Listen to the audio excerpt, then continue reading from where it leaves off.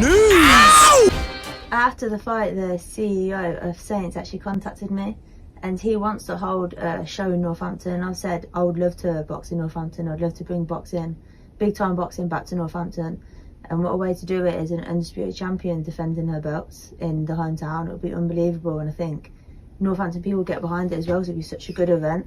So I know the Saints are keen, but it's just down to my promotion, and I think money talks. So it seems that on the heels of her biggest win, career best win over Katie Taylor, Chantel Cameron seems to be courting the idea of a homecoming fight for her very next fight. Perhaps this is the reason we're now hearing that Katie is courting the idea of an Amanda Serrano rematch next instead of a Cameron rematch next. Perhaps. We talked about that, though. Who could Chantel Cameron fight in a homecoming fight that makes for a big fight? And remember what she said. She said a defense of her undisputed crown. That means that the fight would presumably take place at 140 and not 135, where Katie Taylor reigns as undisputed champion and where the rematch was supposed to be taking place. If we're talking about 140 pounds, I don't think we're talking about a Taylor rematch. So who else is around? Who could Chantel fight in a homecoming fight? That's a good question. I remember her trainer, Jamie Moore, courted the idea of Chantel potentially moving up in weight for either Natasha Jonas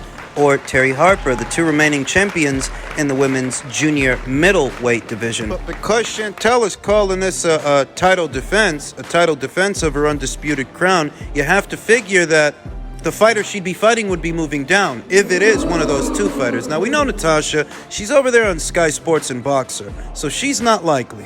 Terry, on the other hand, is a little bit more realistic. Terry Harper, who was very recently in action opposite the ring Ivana Habazin, successfully defended her WBA title at junior middleweight. We know that the ladies, the women fighters, they move a little bit more freely up and down the weight classes, but that still seems like a steep drop. So 14-pound drop. 14 pounds, that's a lot. That's a lot for Terry Harper to have to cut in order to make the weight for a Chantel Cameron fight. Might actually be easier for Chantel to move up than for Terry Harper to move down, to have to shed that many pounds. But, you know, we're just bouncing ideas around anyway. None of this is confirmed. None of this is yet official. And the caveat here is, while Chantel Cameron may be courting the idea of a homecoming fight, there's the rematch clause. What? The rematch clause to consider. Katie Taylor has one. Yeah. She hasn't activated it yet. But she has one. If and when she activates it, Chantel Cameron is contractually obligated to oblige her immediate rematch request. That's what she signed up for. That's the way it is. Katie Taylor,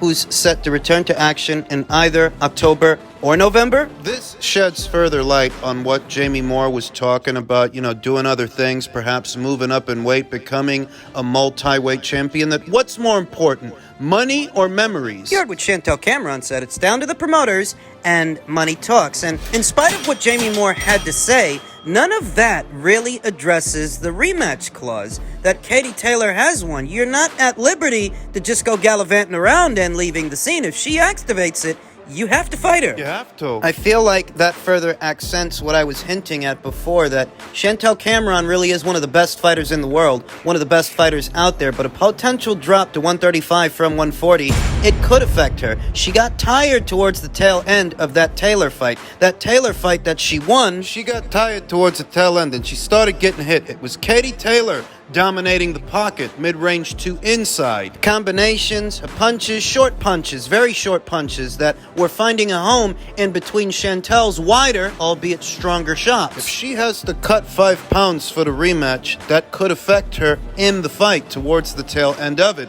She could gas out that much sooner, that much faster. No, a lot of people want to write Katie Taylor off in a jiffy, write her off right away, but I wouldn't do that. Not if there's a rematch, and not if said rematch is at 135. Just something you want to think about while they iron this out. Because Chantel is not out of the woods yet. Daniel Dubois is going to absolutely screw this up for all of them. He's going to knock him the out, I'm telling you.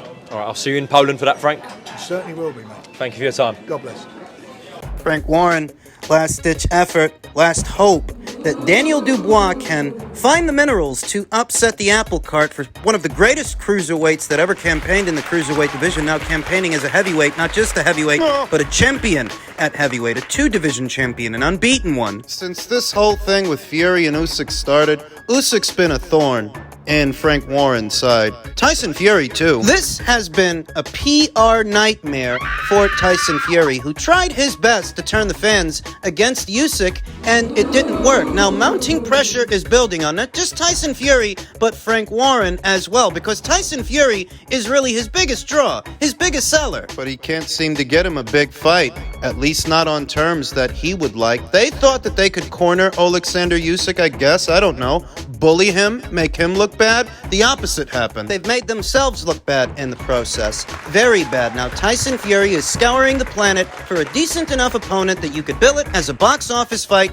and he can make a nice chunk of change. Easier said than done in today's heavyweight landscape. They thought they could fall back on calling out Anthony Joshua again, and that didn't work. Now, Tyson Fury is somewhere in Thailand. You know, he was recently in Australia to root his buddy on, Joseph Parker, in what was his Australian debut. Now he's gone from Australia over to Thailand. He's supposed to be in training, supposed to be in camp, though I don't know if Sugar Hill Stewart is with him at this time. I don't get the sense that he is. I get the sense that Tyson Fury is abroad trying to get away from things, trying to get away from the boo birds and the critics, the ones lambasting him for the Usyk fight's collapse. All while Frank Warren holds out hope, crosses his fingers, and clenches his sphincter that Daniel Dubois can pull off a miracle in Poland. It's not likely. It's not probable. Oh, it's possible, especially in the heavyweight division. Anything is possible, but it doesn't seem probable that Daniel Dubois, who went life or death with Kevin Lerena, a cruiserweight who moved up in weight like Usyk, a southpaw like Usyk's a southpaw. How many knockdowns did Kevin Lerena score before the referee waved it off? What was it, 2, 3?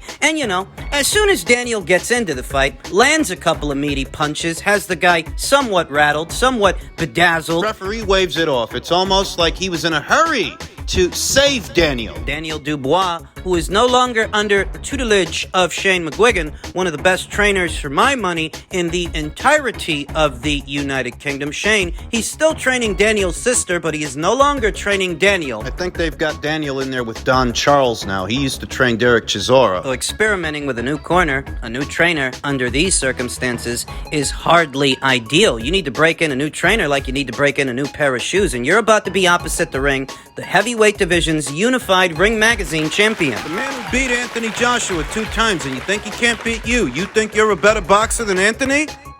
They're full of the pair of them. And Eddie Hearn can say what he likes, but he's talking a complete pile of They're probably scouring the old cemeteries at the moment, looking for someone for him to fight. Oh, like you did late last year when you had the nerve to put Fury in the ring with Derek Chisora again? Remember? Had the nerve to bill that as a pay-per-view? Remember? Keep him alive. Tyson hasn't said nothing. We're his promoters. We've made the offer. He spoke to my son George. He spoke to George. Forget about all this about that. This is pure noise. AJ want to fight in September. You got 40% of the purse. Fight go on at Wembley. Does 40% of a Fury fight at Wembley in the UK pay more than what Joshua stands to make in Saudi? With Wilder. Because if it doesn't, then what the hell are you talking about, Frank? You got it.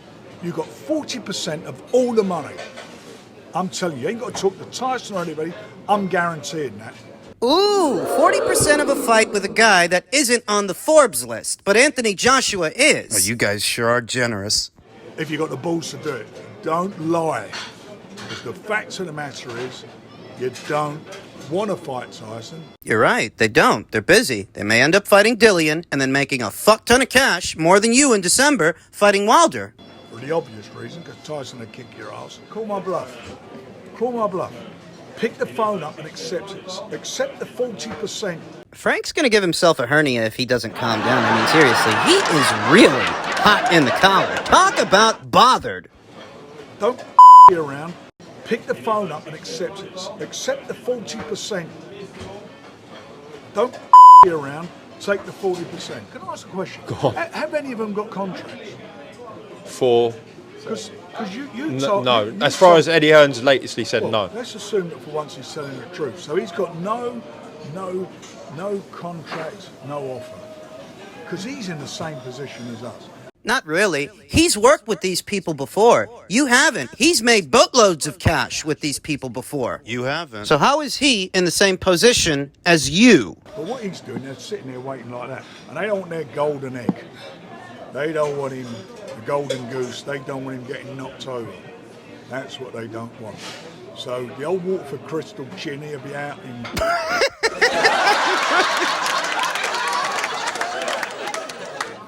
I swear to you, he'll be out in August getting fighting. Well, who's he going to fight? Who are they going to find for him? Ergovic? Dillian White got absolutely destroyed by Tyson Fury last year. What's the point of it? What was the point in Tyson Fury fighting Derek Chisora for a third time late last year? Didn't he beat that guy 2 times already? And you have the nerve to ask, why is AJ fighting Dillian? Frank's losing it, man. He's losing it.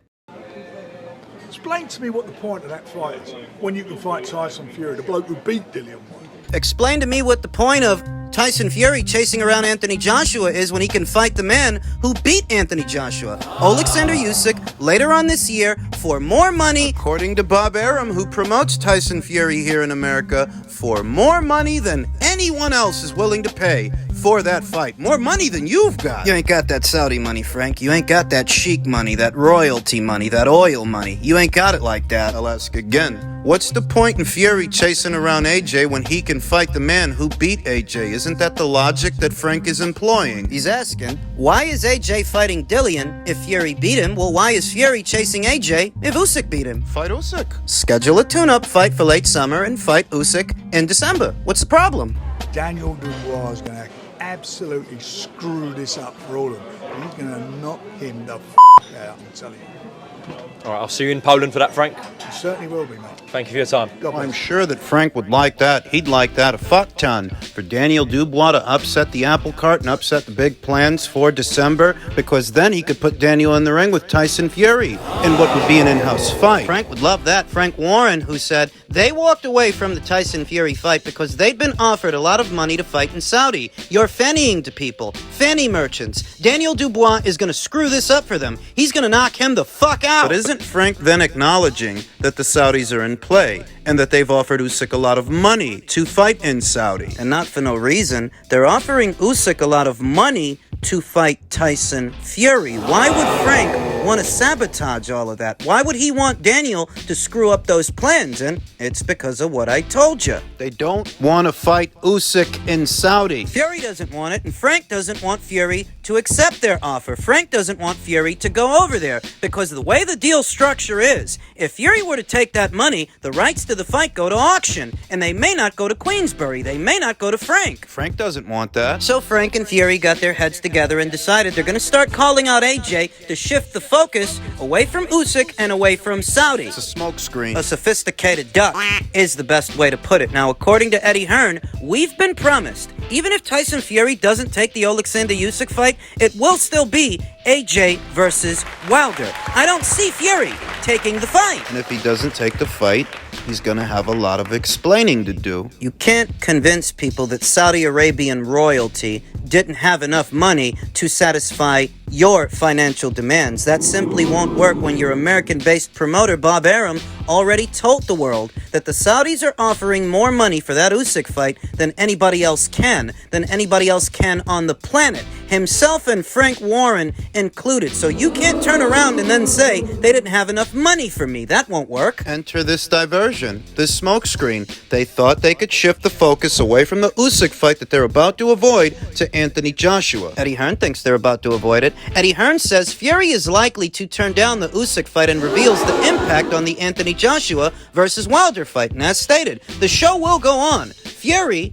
or no Fury. What about Usyk? Who does he fight? Philippe Hergovic, his next mandatory challenger that's already in the queue by way of the IBF. Did you forget? Did you forget that he's got 3 belts and that means 3 mandatories? Did you forget that after the Daniel Dubois fight, if he wins, Philippe Hergovic is next? And Philippe Hergovic, he's a matchroom fighter. We all know what Alexander Krassyuk told Rob Tebbett of ID Boxing in reference to working with Matchroom. He loves working with Matchroom. He likens it to a well-oiled machine or a watch or something like that. Eddie Hearn continued, I just think he asked for a lot of money and he knows how difficult the Alexander Usyk fight is. And because everyone's committed, he'll think he has the final say and can hold everyone to ransom. But I don't think Skills Challenge will have it. I think we'll probably end up moving forward with AJ against Wilder. A fight good enough and big enough, long-awaited enough, anticipated enough that people won't bat an eyelash if Fury's not involved. And if and when that goes down, What is Tyson Fury going to be doing? Who is he going to be fighting? AJ may end up fighting Wilder.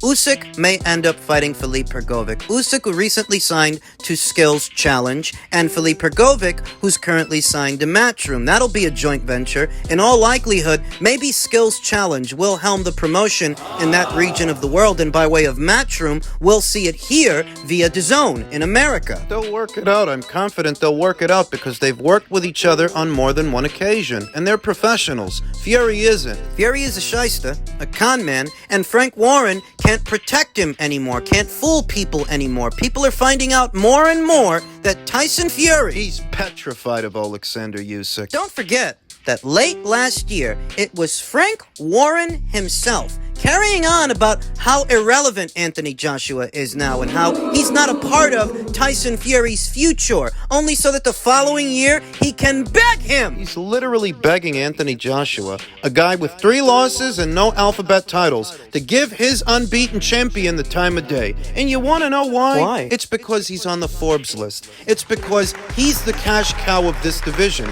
Belt or no belt. One of only 2 fighters featured in this year's Forbes list as the top earners of their sport. Do you think that Frank Warren is carrying on the way he's carrying on out of generosity? Why the hell else would he be so desperate for Anthony to fight Tyson Fury? Why not fight Martin Bacoli, Michael Hunter? Why not Ivan Ditchko? Why not Agit Kabayel? Remember him? You were looking at that guy in late 2020. Why is it all of a sudden about Anthony Joshua again? I told you why. It's because Tyson Fury doesn't have the kind of marquee value to sell any slop. Can't just sell anything. He doesn't have the Midas touch to where he can get a big payday fighting just anybody. He needs the right dance partner. Otherwise, Frank loses money. Trying to pay him the way he wants to get paid, those dollar amounts, that would cost Frank money. And obviously, Frank doesn't want to do that. Nobody's in the business of losing money. Under pressure, because they know they don't want to accept the Saudis' offer to fight Usyk, but they don't have an alternative.